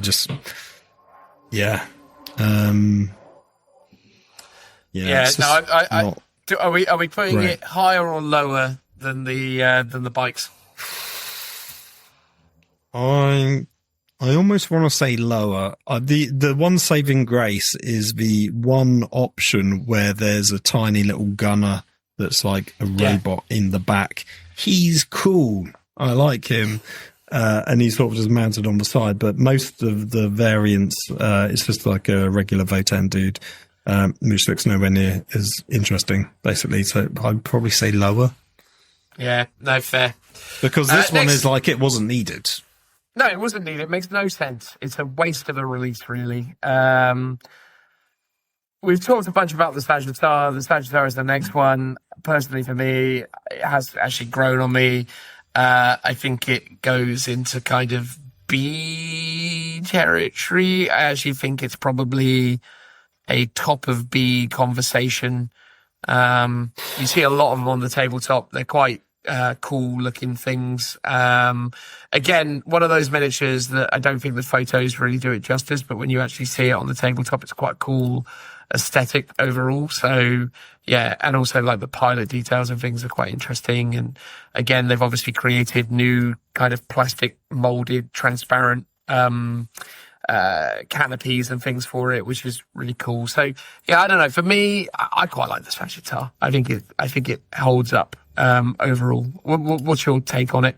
Yeah, it's definitely got some cool elements. I like the sort of asymmetrical ness to it with the off-center kind of cockpit or gunner dome. It's that's sort of off to the side. I think that's really interesting. It's got those moonbuggy vibes to it, and I quite like that. And I'm be like, okay, cool, this is your aesthetic. Just do this forever, I think. But I don't necessarily know if I'd rate it in B. Definitely C, possibly a low B, I would say. It's definitely out of the other vehicles because there's only one left. These two are the top ones, I would say. I mean, for me personally, I would put it bottom of B. And then I would relegate our kill team, the upgrade for the Warriors, into the top of C, because I think it's better than that kill team. Yes, yeah, no, I would. That's fair. And then yeah, last thing is their kind of iconic Land Raider equivalent, the turtle party wagon or whatever that thing was called back in the day. Yeah, the Hearthkyn Land Fortress. Again. It's obviously it's nowhere near as iconic or incredible as like a Land Raider. Is it better than a Repulsor chassis? Maybe. It's certainly not as cool as like the Gladiators. To look at it amongst other kind of tank options. But yeah, within the standards of Votann, I don't know. I think this Fascitar is a nicer looking vehicle than this. I think this is just a little bit too stupid and a bit too, like, it almost has like a kind of Howl's Moving Castle level of absurdity to it, where it's got like way too much kind of crap bolted onto it. I don't know. I think I sort of like that. And actually, I think I would probably like it more if it maybe had a bit more of that ramshackle vibe to it. Yeah, for sure. It's almost, but yeah, that reminds me of like the Grot Mega Tank, where it just feels like it's got turrets stuck on everywhere. This has obviously got that kind of B-52, 52 bomber sort of aesthetic with the ball turrets and stuff like that. So I kind of like those elements to it. The sort of, I think the problem is that they painted it green and it's got a turtle shell to it, and it gets that kind of. Which is a shame, because I think there's some really good elements to it. I would rate this higher than the Sagittar. However, if I was being critical, and this is, maybe unfair, if we were to compare it to the Squat Necromunda vehicle, that blows this out the water. This is like a Playmobil in comparison, which I think is in comparison we said when we very first saw it. I will make one other comparison because I have the book and I will show you some artwork. So this is what we could have had instead of the Hearthkyn Land Fortress or any of the other transports for that matter. There are at least 2 bits of artwork in here, and I'm like, whoever designs these needs a pay rise, because these are gorgeous. Also note the lack of curves, and it's all squares and hard edges. Look at this big flying grav thing. Look at that. Oh, wow. Phenomenal. If that was the land train, amazing. Maybe the jets at the bottom are a little bit too big. Obviously, this is like some kind of huge lander. And then I think there's another picture. Oh, this one. Oh, God. Like, why is this not a model games workshop? Imagine if that's a land train. I mean, that is pretty cool, to be fair, yeah. That is what we could have had. How did they fumble it that badly? Yeah, I mean, because to me it's like, because that aesthetic really reminded me of, there was a very, I don't know if it was that famous, but I'd seen it loads. There was like a blog years ago where someone used Space Marine bits and the old, I guess it would have been fantasy dwarves, I think, to kitbash their own sort of modern day squats. This was years before Votan, and they created this very industrial looking sort of mining rig that was like a vehicle. I guess they used to represent it as like a Space Marine Land Raider, I think is what it counted as. And there's a really similar aesthetic to that that second picture, where it's hard square edges, looks really industrial, and could be just like, and it was also grav as well. It had like the old grav plates from, I think, that Space Wolf flying ship that they recently discontinued. So yeah, what we have with the land train isn't a patch on that artwork, isn't a patch on the Forge World piece. But as it goes for what we have for the existing range, I think it's probably the best vehicle. I sort of like it a bit more, I think, than the Sagittar. Because it's just a bit more chunky and it's got multiple. Hold on, let me just check the Sagittar.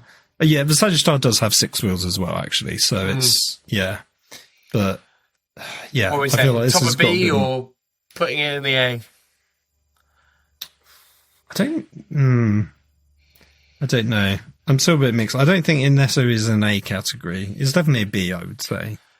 I'll slap it at the top of B. I think that's a perfectly reasonable place to it.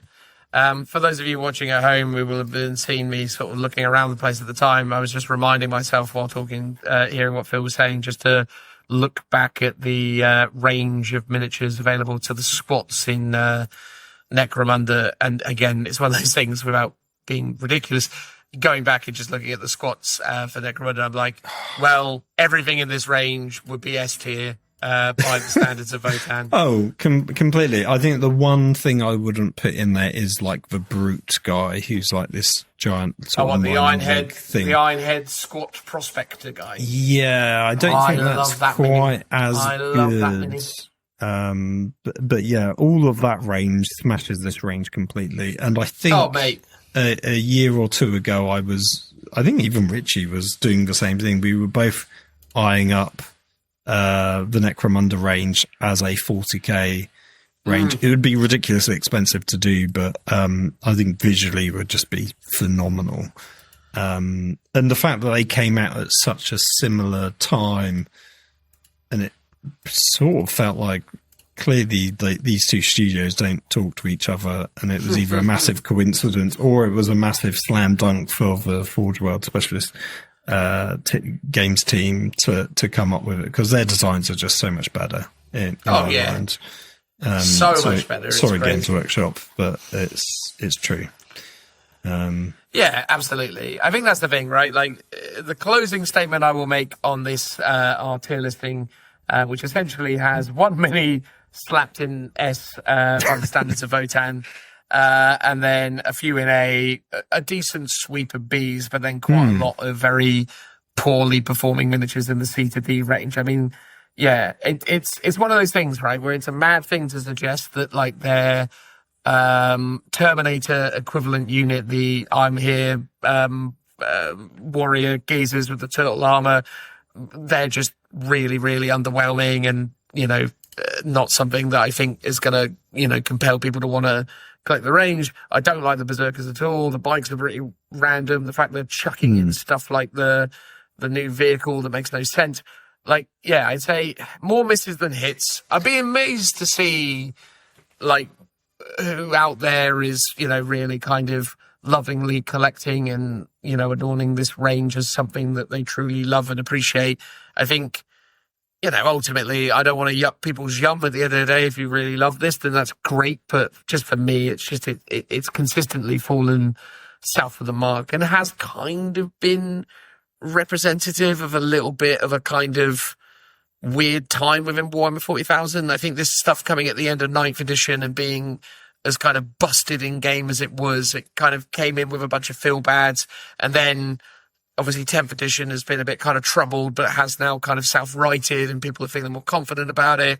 This new range maybe introduces some elements that kind of elevate it a little bit, but on the whole, it's more misses than hits. And then, yeah, it's just that thing where, again, I feel like we have this conversation when we talked about Emperor's Children. I think the issue with Votan is that the team working at Warhammer 40,000 are so up against it when it comes to the churn, and they're given so little opportunity to breathe. The studio is basically just cranking this stuff out, and a bunch of game developers and world builders and storytellers are basically being told, here's a bunch of stuff, make something up quick.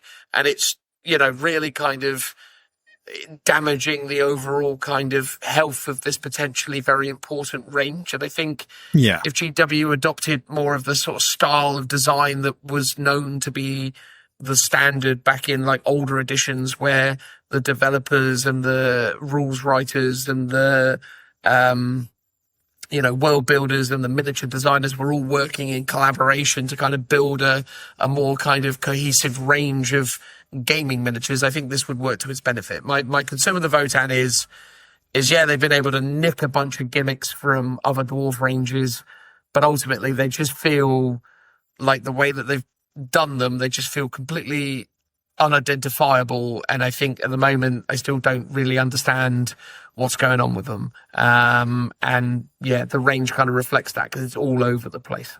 I sort of feel like since squats got discontinued years ago, a lot of the quintessential squat elements have been pilfered by other factions, like saying that kind of rune Viking sort of element is sort of more Space Wolves.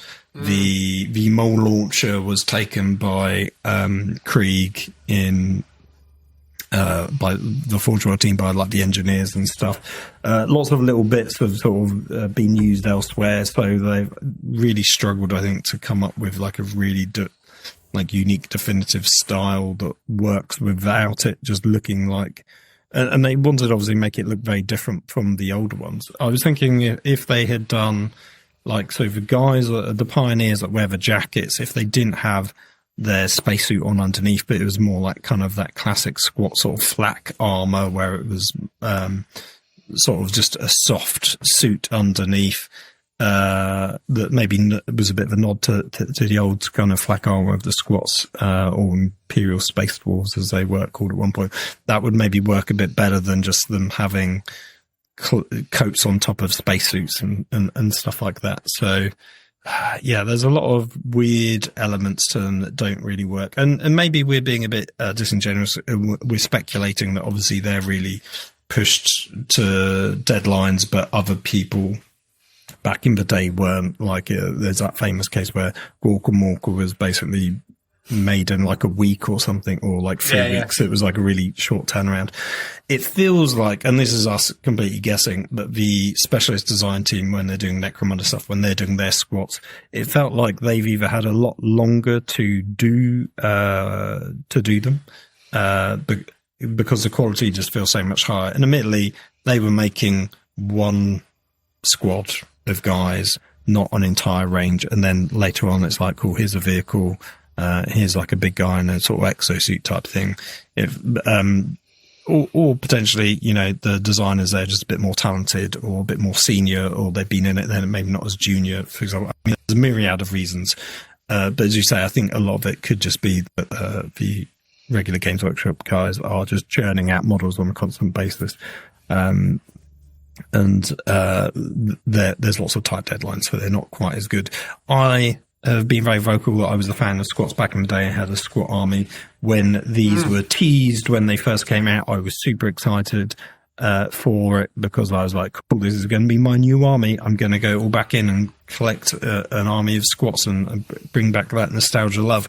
And it was just so soul-crushingly disappointing when I saw the models, and I was like, I just don't like them at all. Admittedly, it's like the regular standard warriors, I quite like that aesthetic, and I sort of wish more of the army lent into that, and it felt like they've just gone off in lots of different directions with different units, and it's I just don't think that maybe sort of style of sci-fi is particularly strong and unique, or I mean, maybe not even that suitable for 40k, you could argue. It's a similar sort of issue with Tau, is like they don't feel very grimdark. And, you know, the new character is the one model that got the S tier because it does look grimdark, because it feels much more in that kind of 40k setting. So, yeah, I'm honestly surprised we put as many things as we did in the B category, because I was thinking we were going to be a lot harsher on some of those models, I think. I think we would have been if we were judging them by other standards. I think I ended up in that space where it's like, well, by the standards of Votan stuff, this is where I put it. Well, I think that's our defence that we're going to say when people criticise us. I mean, people maybe say we're too harsh in general. Yeah, maybe we are. But hey, we've done it now, so yeah, we'll live with the consequences of our decisions. But there it is. A tier listing of Votan miniatures as told by us, the Lookouts to the podcast. Cheers for checking it out. We're going to move on now to the 5-star review section, which won't be videoed. So, you know, you can just go back to hearing our voices rather than seeing our faces. But yeah, appreciate it. Thanks so much for checking it out. Look forward to catching up with you in the comments. And yeah, see you next time. Transitional noise. In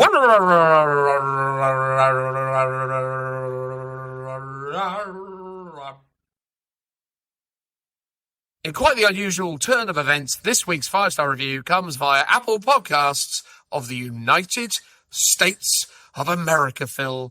We do well, Phil, in the United States, or at least we might do well. I'm not sure, really. I'm not necessarily completely convinced that our unique brand of commentary and sensibilities resonates over there. But at least for Dr. Lorky, we're on point, stating that this is their favourite 40k podcast, Phil. Oh my goodness. And Dr. Lorky is also, as a result, given us a 5-star review, which obviously is a prerequisite for appearing here in the 5-star review section, and we really encourage all of you to do the same. Every one of you listening to this right now, be like Dr. Lorky, give us a 5-star review, because Lord knows we need it. Otherwise, we will, you know, wilt on the vine and perish unremarkably. Right, Phil?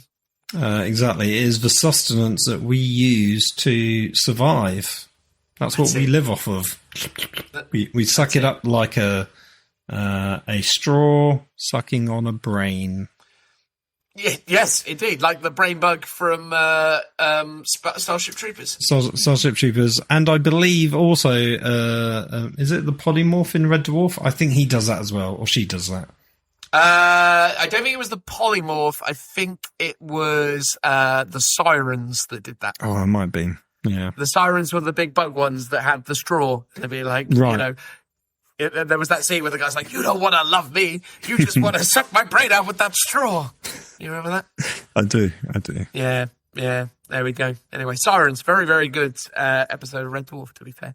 The way they caught him, wasn't it, was that Dave Lister was made to play the guitar, and the Siren, believing himself to be Dave Lister, played the guitar competently, whereas Dave Lister couldn't do it. Yeah. Anyway, there we go. That's a little taste of our, we remember Red Dwarf badly podcast that will come one day, I'm sure. Anyway, let's get back to this 5-star review, which comes via Dr. Lorky. Thank you so much, Dr. Lorky. You're a saint, and you obviously have been kind enough to say that we're your favourite 40k podcast, and the words you have given read as such. Honest, entertaining, and critical without being salty. Dan and Phil are a balanced duo who make you feel like you're hanging out with your friends talking about 40k. They express their feelings on GW games with sincerity. An overall positive pod. Even when unhappy with GW decisions or states of play, they voice their love for Warhammer. On one of my favourite episodes, Dan and Phil battled it out in a Demon Primarch tournament. For what would seemingly be more well-suited for video, they made it pretty entertaining in podcast form. There you go. Always looking forward to the next episode. There you go, mate. Thank you so much, and appreciate you enjoying our recent Demon Primarch video, or more specifically, podcast content. You're right. It definitely would have made more sense as a video, but would have required way more production than either of us were willing to put in. It was just me rolling dice here, in a relatively audible fashion, having it was you rolling dice to get the sound effects while you simultaneously clicked on the dice simulator app to generate the actual rolls that we were using, so I could actually see them. I think was what was going on. That was it. It was very much I think that's one of those things that had we had the ability to come together and record that collaboratively in the same location, which is something we're going to try out for the next couple of episodes if we're able to. Again, working out schedules, other bits and pieces. Phil lives a frustratingly irritating distance away from me, or rather I live a frustratingly irritating distance away from him, I suppose. But regardless, it's something we're going to try out going forwards. But anyway, Dr. Lorky, thank you so much for your 5-star review. It's massively appreciated. And to elaborate on that in more detail, here is Phil.